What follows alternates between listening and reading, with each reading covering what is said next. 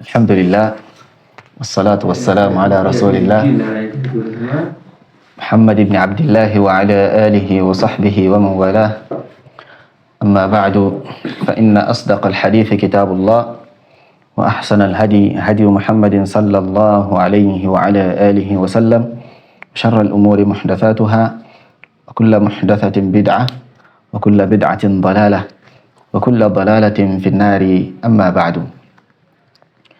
إليني تسواجت ما جاء الدرس الرابع. إذا لك إليكني لاتن ترى الأدلة الشرعية الدامغة لتحريم الخروج على الحكام الظالمين من المسلمين. حديث لكني إنه ترانا أب إليكانو حديث لكانو عن علقمة ابن وائل الحضرمي عن أبيه قال: سأل سلمة ابن يزيد الجعفي رسول الله صلى الله عليه وسلم فقال: يا نبي الله، أرأيت إن قامت علينا أمراء يسألون حقهم ويمنعون حقنا، فما تأمرنا؟ فأعرض عنه ثم سأله فأعرض عنه، ثم سأله في الثانية أو في الثالثة، فجذبه الأشعث ابن قيس وقال: اسمعوا وأطيعوا، فإنما عليهم ما حملوا وعليكم ما حملتم. أخرجه مسلم في كتاب الإمارة، باب طاعة الأمراء وإن منعوا الحقوق، والترمذي في كتاب الفتن،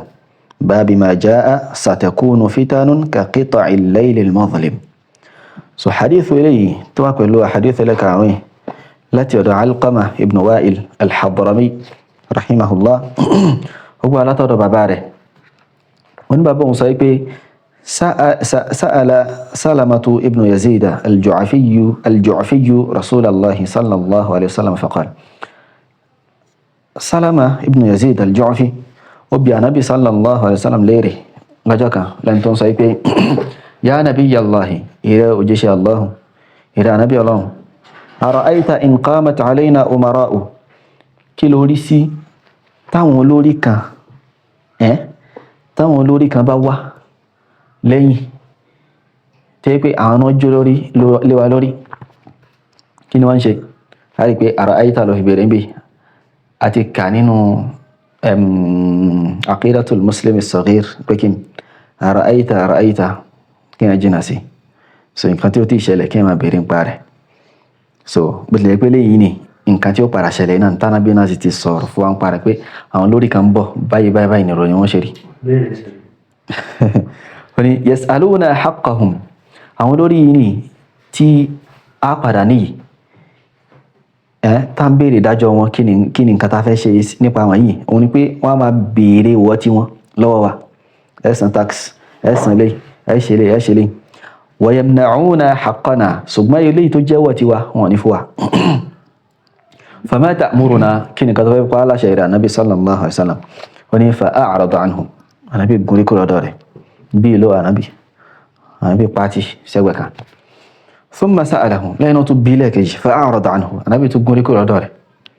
Thumma sa'alahu fi thaniyati aw fi thalitha, ó tún bí lẹ́ẹ̀kejì abẹ́lẹ̀ kẹta, Ànábì tún gúnrí kúrò lọ́dọ̀ rẹ̀ pé kí ló ń bí mí. Yẹni pé nǹkan yìí ni n tó ti gbajúmọ̀ ni Ànábì ti sọ̀rọ̀ lórí rẹ̀ lọ́pọ̀lọpọ̀.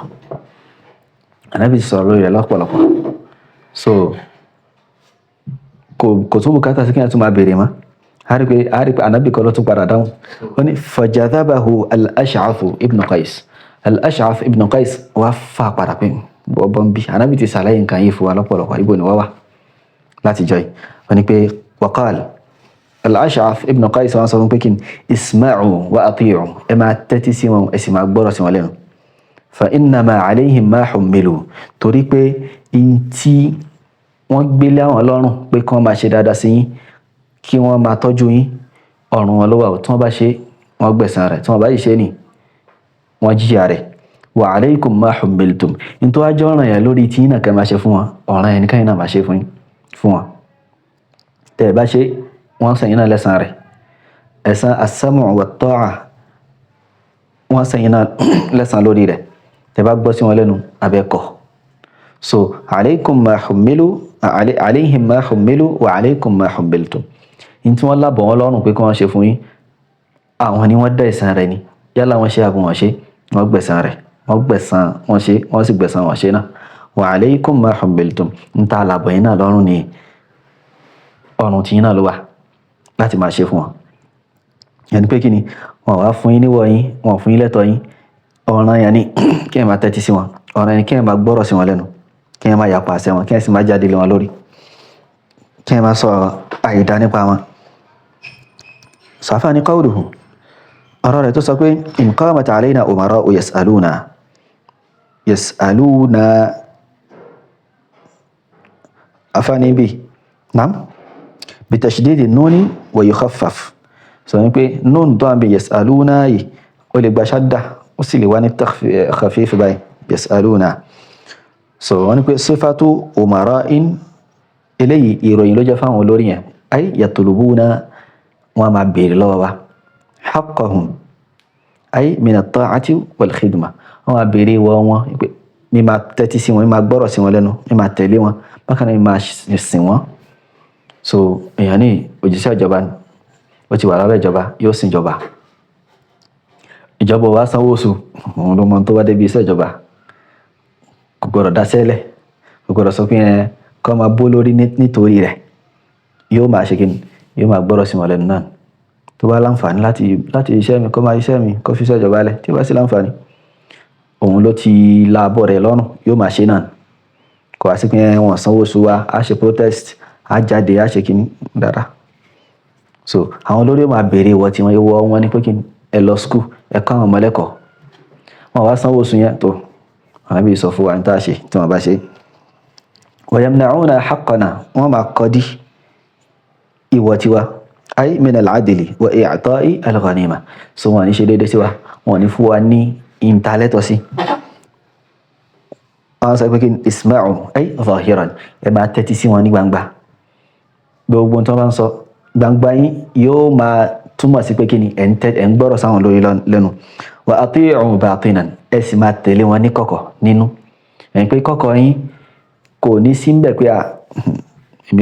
mo kàn ṣe bí pé agbọ́n tí wọ́n sọ ni o àmì ògbà ń tèmi o kò ní sí ń bẹ̀.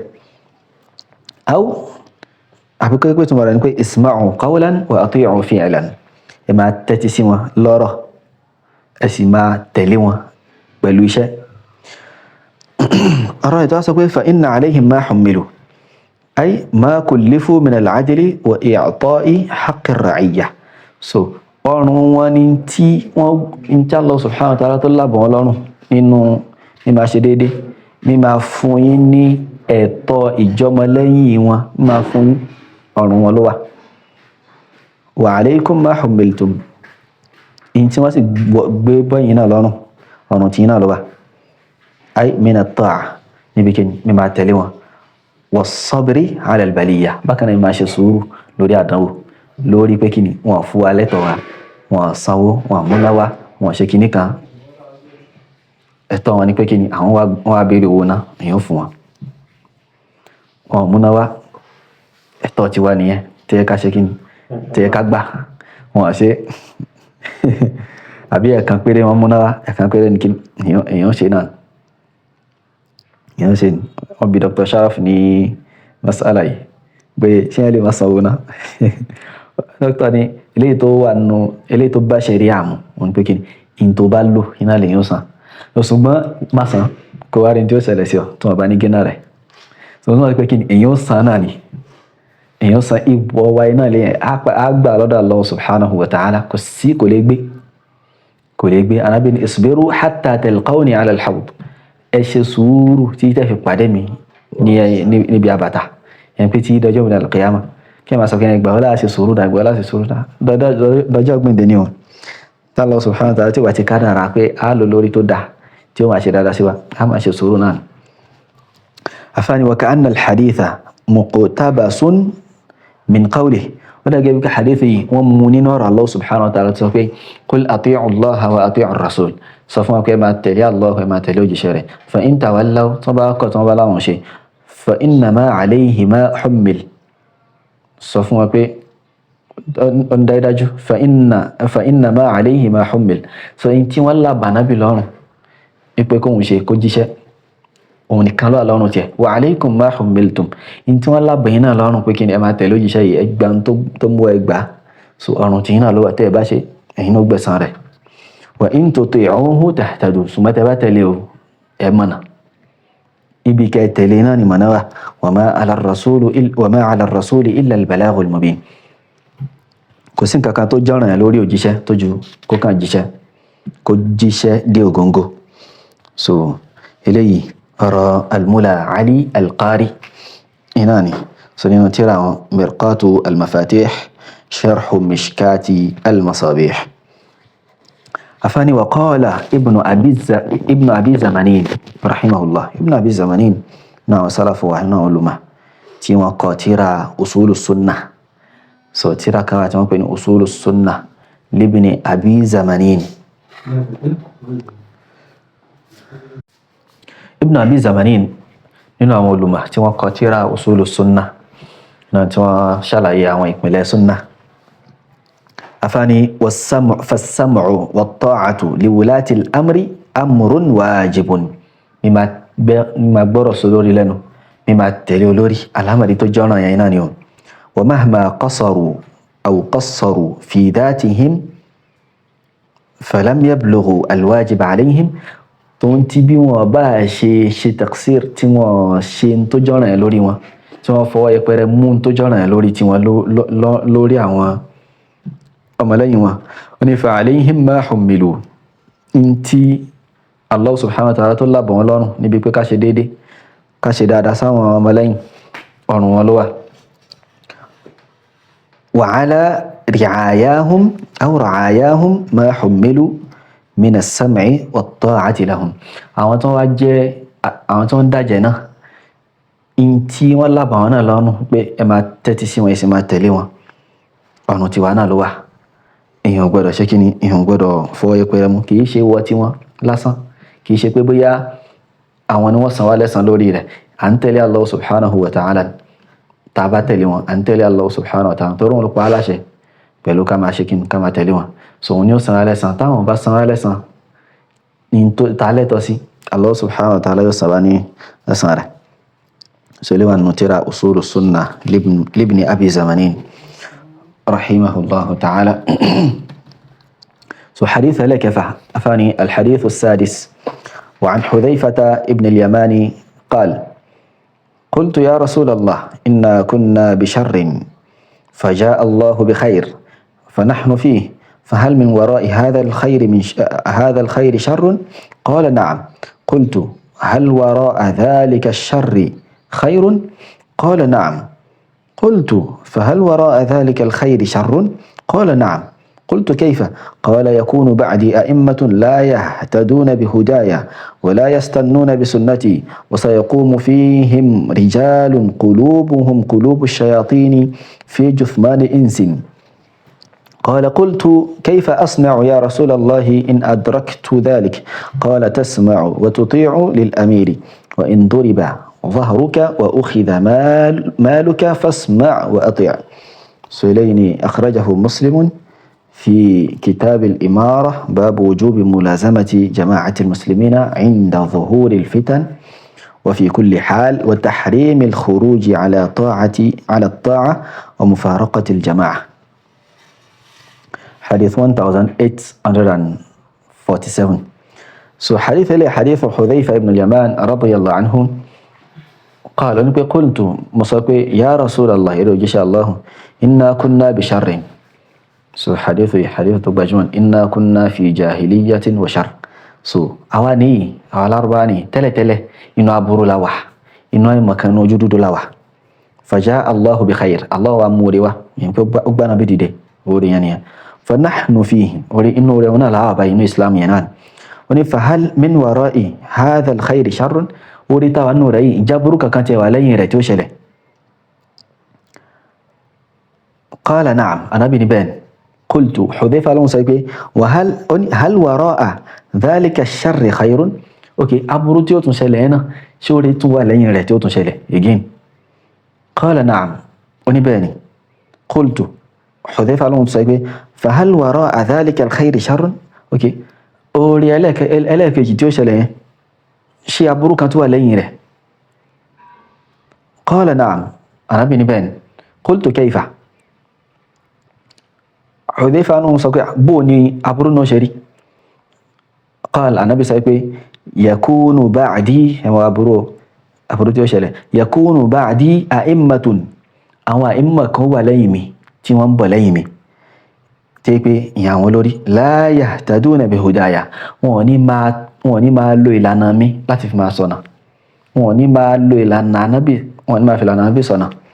wala yastannuna bi sunnati, wọn ní máa tẹ̀lé súnnà èmi Ànábì sallallahu alaihi wasallam. ìlànà sọ fáwọn ọmọ jàbátá wípé ok Ànábì ń sọ fún wa bí ká ní pé tí ẹ bá ti ń ṣe bídà yóò sọ ẹ̀dì kèfèrí ni,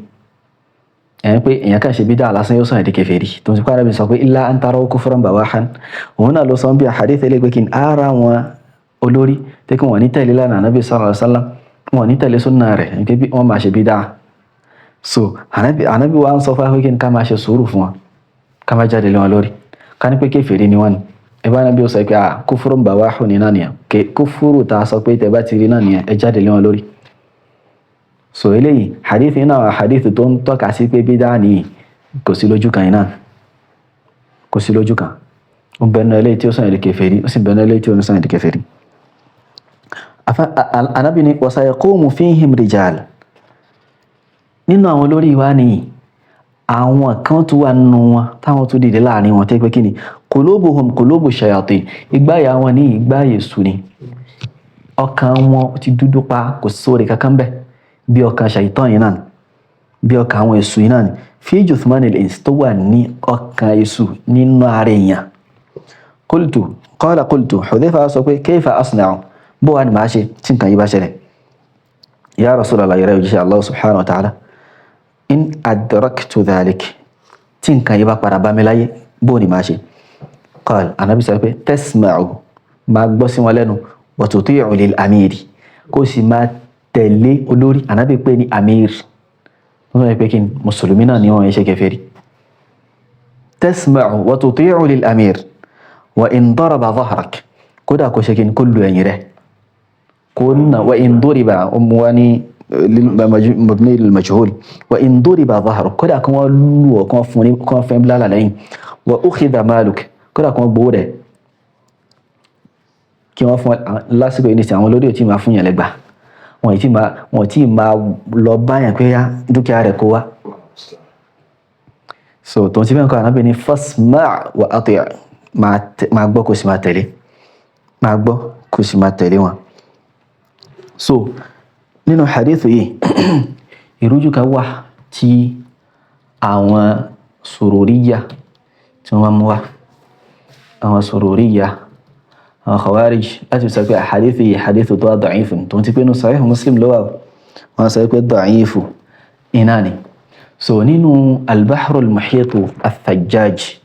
ti al-Shaykh al-Allama al-Ethiopi rahimahullahu ta'ala, so mujalladu number 32, volume 32 níbẹ̀,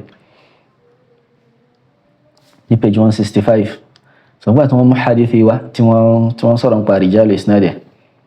tó bẹ̀ sharh rẹ̀, wọ́n ní tanbihun, àkíyèsí lélẹ́yìí, takallama ad-Daraqutni rahimahullahu ala hadha as-sanad. So in tí àwọn pípín sọ mọ́ wọlé pé ad-Daraqutni ni ó sọ pé ó àálà sanad yẹn. So wọ́n ní ad-Daraqutni sọ̀rọ̀ nípa sanadi bi anna Aba Sallamin lam yasma' min Hudhayfata radiyallahu anhu, wípé Abu Sallam tó gba hadithi wá látọ̀dọ̀ Hudhayfa ni kò gbọ́ nǹkan lọ́dọ̀ Hudhayfa, kò gbọ́rọ̀ nǹkan lọ́dọ̀ Hudhayfa. wọ́n ní fa huwa munqati', tó bá ti rí bẹ́ẹ̀ nǹkan munqati' náà nítorí pé tabi'i iná ló sọ. So munqati' iná ni ẹnìkan gé láàrin àbí láàrin Hudhayfa àti ẹni yìí, ẹnìkan gé ń bẹ̀. Qala rahimahullahu fi at-tatabbu'. So الدارقطني صار ترى التتبع الإلزامات والتتبع الإلزام والتتبع إنان يركترين. هذا عندي مرسل، حديثي لا تمي مرسل إنان أي منقطع إنان. Abu Salam lam yasma' min Hudhayfa torí pé Abu Salam yìí ni kò gbọ́rọ̀ kankan lọ́dọ̀ Hudhayfa kò gbọ́ hadith kankan lọ́dọ̀ Hudhayfa wala min nudhara'ihi alladhina nazalu al-Iraq wala kò tún gbọ́rọ̀ kankan látọ̀dọ̀ àwọn tí wọ́n dàbí Hudhayfa gan tí wọ́n gbé ní Iraq wọ́n ní li'anna Hudhayfata tuwuffiya ba'da qatl Uthman radiyallahu anhu bilayalin torí pé Hudhayfa ni ó kú lẹ́yìn ìgbà tí wọ́n pa Uthman fún àwọn alẹ́ díẹ̀ bí i alẹ́ ọjọ́ mélòó kan waqad qala fihi so Abu Salam ní ó sì sọ bí hadith yìí pé qala Hudhayfa ló sọ fahadha yadullu ala irsalihi so ilé ni ó ń tọ́ka sí pé irsal náà kò sọ pé sami'tu Hudhayfa ó sọ pé kí ni qala iná ló sọ ló túnmọ̀ sí pé mursal náà ó ṣe irsal ní kitabi yẹn sọ pé anabi sọ iná ni أن قال الرشيد العطار رحمه الله الرشيد العطار أصى لنترى غرر الفوائد بعد نقل كلام الدارقطني المذكور لأن بتعرف يمو أروع الدارقطني أفهم عن سيكون هذا الحديث حديثين قد أخرجه مسلم المسلم بابه في صحيحه متصلا من وجه آخر يقول الإمام مسلم وقبعه lọ́nà mi muttasilan tí kó wà muttasil sanad yẹn wà muttasil kò sí inqita'un bẹ̀ mọ́ min wajhin akhar gbọ́júpọ̀nà mi tó yàtọ̀ sójúpọ̀nà tí ad-Daraqutni tó ń àhàláyé min hadithi Busrin ibn Abdillahi al-Hadrami ash-Shami inú hadithu Busr ibn Abdillahi al-Hadrami ash-Shami mulakani ana al-hadith ar-rabi' sáré kí wọ́n mú wá ní sáré pé وعنه وإن أكلوا مالك وضربوا ظهرك أبي نعم أوكي بصر بن عبد الله للي أوكي هنقول من حديث بصر بن عبد الله الحضرمي الشامي إليه كان بصر بن سعيد عن أبي إدريس الخولاني ونقول أبو إدريس الخولاني عن حذيفة وهو أتم من حديث أبي سلام ومسيتقبجوا حديث أبي سلام إلى وكذلك أخرجه البخاري في صحيحه أيضا البخاري نقبل أنه صحيح هو أفاني فإن ثبت أن أبا سلام لم يسمع من حذيفة طبعا لأنتو تقول أبو سلام يكبون ككلاة حذيفة فقد بينا أن هذا الحديث متصل في الصحيحين من حديث أبي إدريس عن حذيفة رضي الله عنه وبالله التوفيق طبعا اللي يقول يقول أبو سلام بان ككلاة حذيفة ني أتيش على إباي يقول حديثي هو متصل هو بلو تسانا درا متصل جو سين ككاتو سانا دوره وسوى أنه صحيحان إنه حديث أبو إدريس الخولاني تنبالة حذيفة رضي الله عنه وبالله التوفيق سعفان انتهى وتتبعي انتما فهموا أنه الرشيد الرشيد العطار وللين الإثيوبي واصلين وقال النووي بعد نقل كلام الدارقطني أيضا الإمام النووي واصلين بعتنا تمر الدارقطني وهو كما قال الدارقطني بالدارقطني شيء بين لوري لكن المتن صحيح سند يبقى لوري تتوصل متن ولا لا فيها متصل بالطريق الأول اتصال شلسي ولو أنا لا كوكو بيا الإمام نووي تمو أنا يوان نتيرا شرح النووي لصحيح مسلم وإنما أتى مسلم بهذا متابعة كما ترى مسلم كملي ولا تمشي متابعة لسن لا تطفي شيري لسن لا تفي تابع حديثي أتني شاهد مي وقد قدمنا في الفصول وغيرها ولا مسيتي شرعي سواجنا فصول تو سواجو أتوامينا أن الحديث المرسل يقول حديث مرسل ني إذا روي من طريق آخر متصلا ثم بقى ولا لوجو نامي ثم بقى وجو نامي تجونا يعني اتصال سند توشلن به تبين به صحة المرسل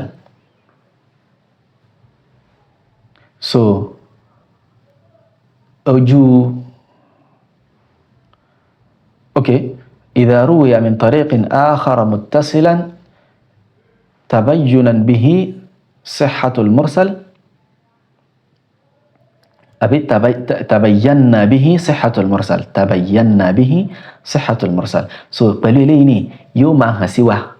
yóò sì máa clear sí wa pé kí ni hadith mursal yẹn ó lálàáfíà torí pé kí ni wọ́n ti gbà á lójú ọ̀nà mi tó wà muttasil وجاز الاحتجاج به ó sì tọ́ ká fi ṣẹ̀rí ويصير في المسألة حديثان صحيحان yóò máa rí pé kí ni inú mas'ala yẹn tí hadith kan wà tó wà mursal tí kan wà tó jẹ́ muttasil yẹn yóò máa rí pé kí ni mas'ala yẹn àti rí hadith méjì tó lálàáfíà báyẹn àti rí hadith méjì tó lálàáfíà so wọ́n tún máa rí pé hadith tó lálàáfíà tí yẹn kò ṣe so bí eléyìí bó ṣe rí náà ni so àfáà ni qawluhu Juthman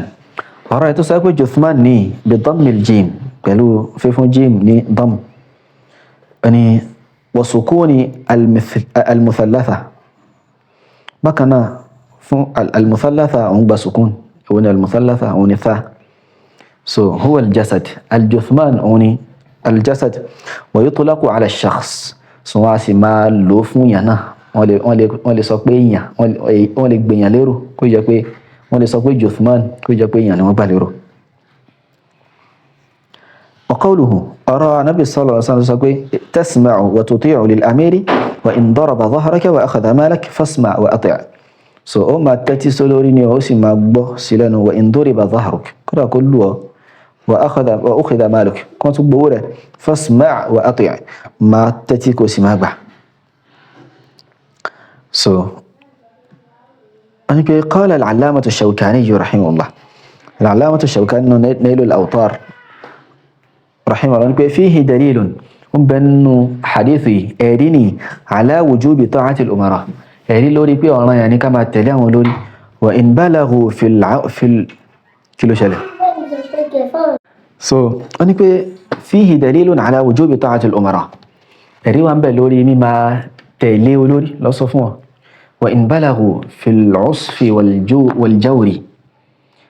إلى ضرب الرعية وأخذ أموالهم kódà kó kí nǹkan yẹn kí condition wa débi pé kí ni wọ́n padà ń lu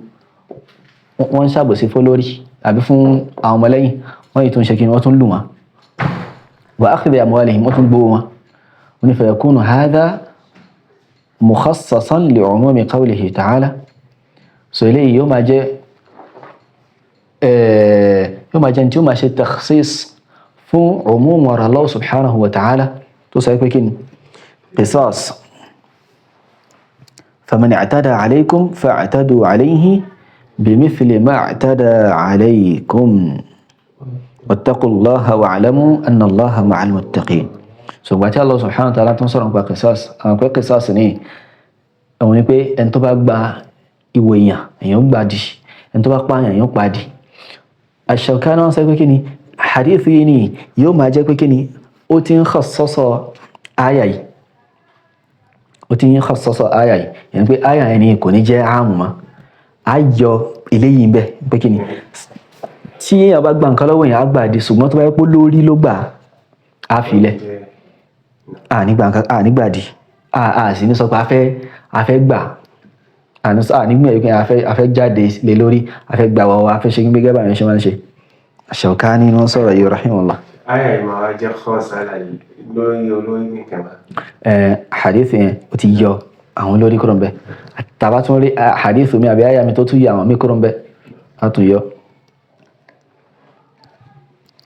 wọ́n ní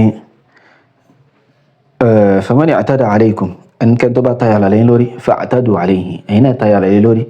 bimithli ma i'tada alaykum pẹ̀lú orun tó fi tayà lálẹ́ lórí yẹn ó lù yín ní ẹlùdì ṣùgbọ́n tó wáyé pé lórí ẹni ṣe kankan ẹ fi ilẹ̀ ni Ànábì sallallahu alaihi wasallam ló sọ bẹ́ẹ̀ o àwakọ́ Ash-Shawkani sì kọ́ wattaqullaha wa'lamu anna Allaha ma'al muttaqin ẹ páyà Allahu ẹ sì mọ̀ kí Allahu ni wà pẹ̀lú àwọn olùpáyà rẹ̀ ni. wa qawlihi subhana ó tún jẹ́ tí ó máa khassasa ọ̀rọ̀ Allah subhanahu wa ta'ala sọ pé wa jaza'u sayyi'atun mithluha ẹ̀san ibi òun náà ní ká fi ibi san padà tó lórí bá ṣe ibi sí yàn èèyàn ṣe sùúrù ni èèyàn ní ṣe kankan ntí Ash-Shawkani tí wọ́n sọ̀rọ̀ tí wọ́n sọ iná ilé نعم صنين حاشية أفاني قال الشيخ عادل السيد معلقا أفوى المفسر عادل السيد وان صلين تنشي تعليق لوري الشوكاني يقول هكذا يكون تصرف العالم العامل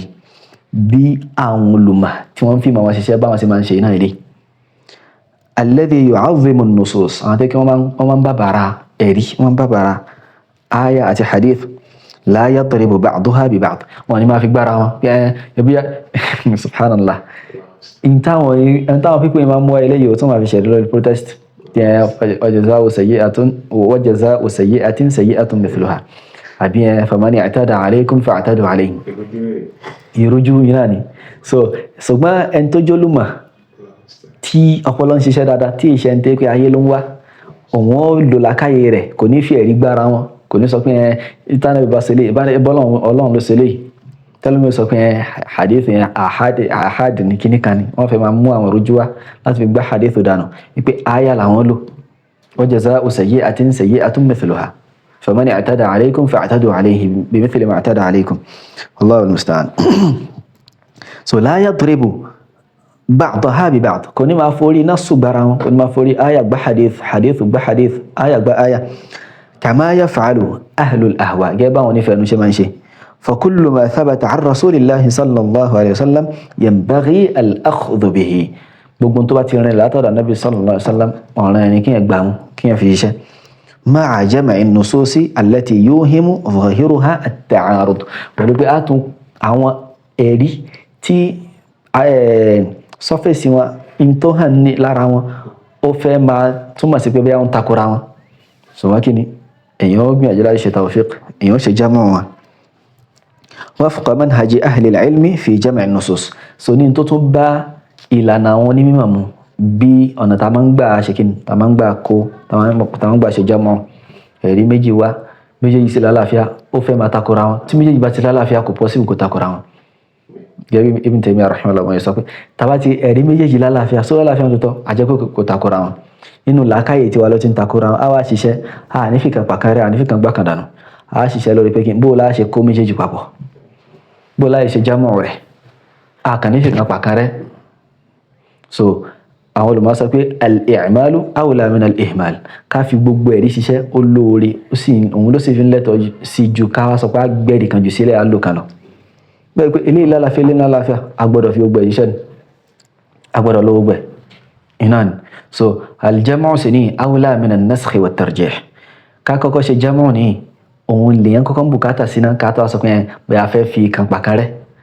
àbá fẹ́ sọ pé ìka tẹ̀sùn wọ́n jù kan lọ ìyẹn kọ́kọ́ ṣe jamu náà so wal jamu mumkin gẹ́gẹ́ bí ash-Shawkani wọ́n yẹ ṣe ń bí hadha min sabilil mu'minin eléyìí ní inú ìlànà àwọn mu'minin náà inú lànà àwọn mìíní iná ni eléyìí so Sheikh Hassan ibn Abdul Wahhab al-Banna rahimahullahu ta'ala wọ́n ní pé ay al-jam'u يعني pé àwọn náà ṣe ta'liq lórí Shawkani pé al-jam'u bayna al-ahadith fi nafs al-bab ká máa kó àwọn ahadith pọ̀ ká máa jama àwọn ká máa kó wọn papọ̀ pé bó la ṣe gbọ́ wọn yé bó ni a ṣe ṣiṣẹ́ bó la ṣe fún iṣẹ́ tí wọ́n ń takora wọn ní agbọ́n nìkan kan náà har pé ọ̀rọ̀ qisas lélẹ̀ ọ̀rọ̀ qisas ní aya ń sọ hadithu náà ní òun náà sọ̀rọ̀ nípa pé kí tí wọ́n bá tayọ àlàlẹ́yìn lórí àti bẹ́ẹ̀ bẹ́ẹ̀ lọ wọ́n ní hatta yastaqima al-ma'na tí túmọ̀ yóò fi lálàáfíà pẹ̀lú wa ويكون هذا من أهل العلم الكبار iṣẹ́ sí ìsìn ní àtọ̀dọ̀ àwọn onímọ̀ àgbà iná ló ti máa ń ṣẹlẹ̀ so àwọn sururiyya àwọn qutbiyya àwọn khawarij ليسوا من أهل العلم الكبار ويتعلم منهم من دونهم so àwọn tó ṣe kí tó kéré sí wọn tó kéré sí àwọn أهل العلم الكبار wọ́n máa kọ́ ẹ̀kọ́ ilé a máa kọ́ lára wọn alhamdulillah pé àwọn akọ́ ilé kẹ́ bá ṣe káyè والله تعالى أعلى وأعلم سبحانك اللهم وبحمدك أشهد أن لا إله إلا أنت أستغفرك وأتوب إليك